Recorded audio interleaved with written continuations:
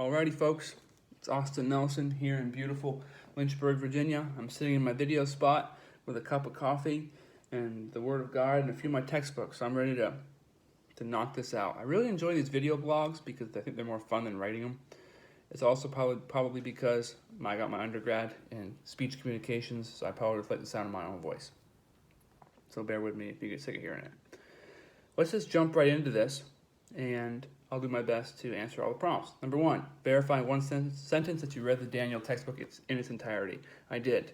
I had the virtual edition, but I can verify that I did read it, and I hope that my citations bear that out. So the first prompt is choose one counseling value or code that is in harmony with your personal spiritual beliefs, and it shouldn't be too easy. While it may seem easy on the surface, I hope I can kind of explain the process, and it'll become evident that I didn't just do one that satisfies the rubric right away. But the very first ethic in the Code of Ethics is what really jumped out to me. A1A, the primary responsibility of counselors is to respect dignity and promote a welfare of clients. And that is from the 2014 edition of the ACA Code of Ethics. I chose this for two reasons. Number one, I believe that my primary spiritual gift is shepherding. I love to take care of people, minister to them, and help them become all they can be under God. And while that's a good thing, I have to learn how that plays in the counseling situation.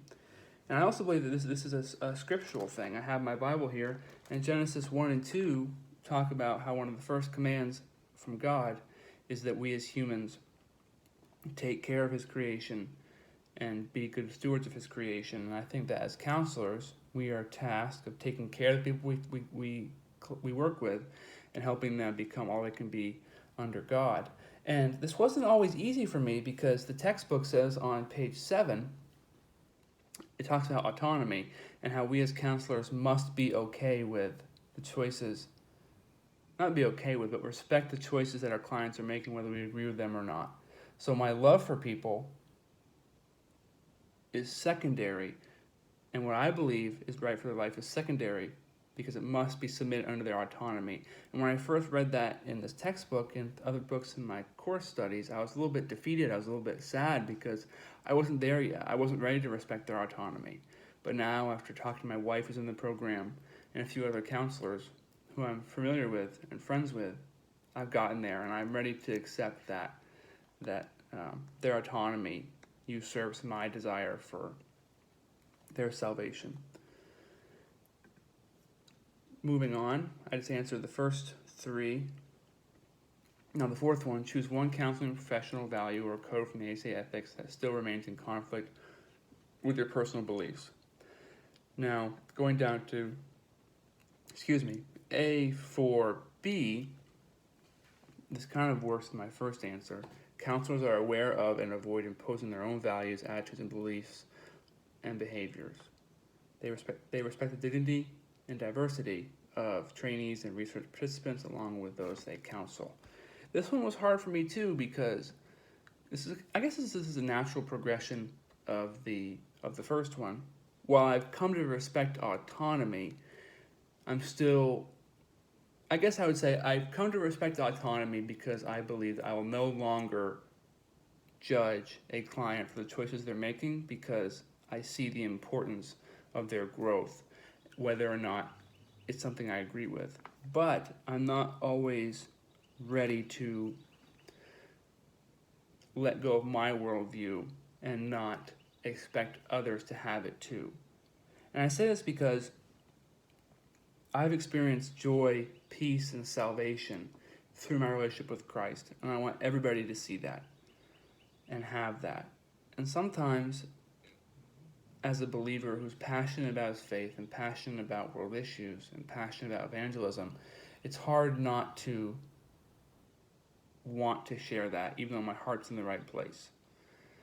The textbook talks about this on page, I don't remember what page it's on, but it's in Chapter 3, non-malfeasance. Like a faithful, loving father, he uses his power to our benefit. Jeremiah 29:11. For I know the plans I have for you, plans to prosper you and not harm you, plans to give you hope and a future.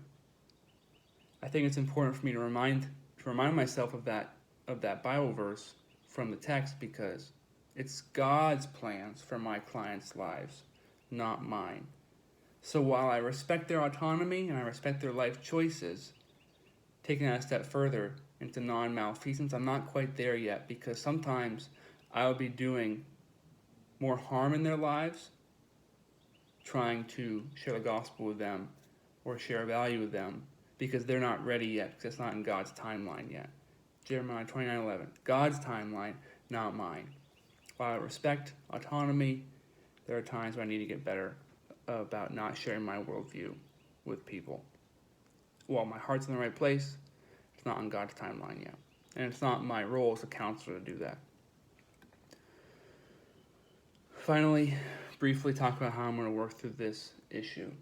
I think a large part of it is just practice, spending time with people, learning to listen before I speak, learning to see the value of people and their own worldview, and not expect everybody to look at me and want to be like me, and not want to have my values and my worldview, and just learn to, like I said, ask questions, live humbly, and while I respect autonomy, also not do harm by expecting people to believe what I believe on my timeline and trusting God to win their hearts, because that's his job, not mine.